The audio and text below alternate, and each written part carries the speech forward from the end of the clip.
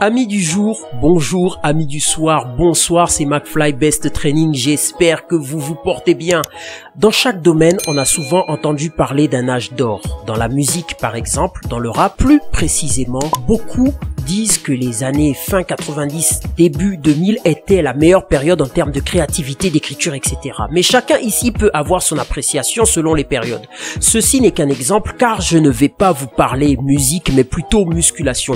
On a souvent fait écho d'un film, Pumping Iron. Dans ce film documentaire, on ne voit que des hommes pratiquant le bodybuilding. Pour moi, et je dis bien pour moi, ce film est le témoignage de l'âge d'or du bodybuilding. Il y avait à cette époque un certain état d'esprit, une certaine passion, un sens du travail en salle qui faisait appel au mental. Les physiques étaient à mon goût très esthétiques. Je vous invite donc à vous replonger dans ce film. Mais au-delà de ça, il y a un film du même nom. J'ai cité Pumping Iron The Woman. Il s'agit d'un film qui traite d'un bodybuilding au féminin, celui des années 80. On peut voir des femmes avec d'excellents physiques très équilibrés et atteignables, avec beaucoup de volonté et de discipline. Je me souviens qu'à cette époque, on disait que cela était trop pour les femmes. Elles paraissaient trop musclées. Si l'on veut une comparaison avec les Miss Olympia de nos jours, on peut se dire, et à juste titre, que ce n'est pas comparable. Aujourd'hui, la musculation est pratiquée par des femmes car beaucoup d'entre elles ont compris que cette pratique sportive est l'assurance de garder un corps jeune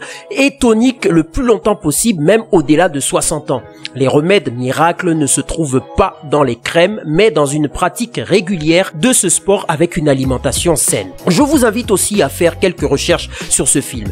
Pumping Iron The Woman. Vous trouverez quelques liens dans la description. Mes chers amis, je voulais aussi vous faire part de mon avis concernant un jeune TikToker, j'ai nommé Benjamin Le Dig. Aujourd'hui, comme je l'ai déjà dit, avec l'avènement des réseaux sociaux, on voit apparaître des personnes que l'on pourrait qualifier de sans talent. L'appel à l'émotion génère beaucoup plus de trafic, de vues, de réactions.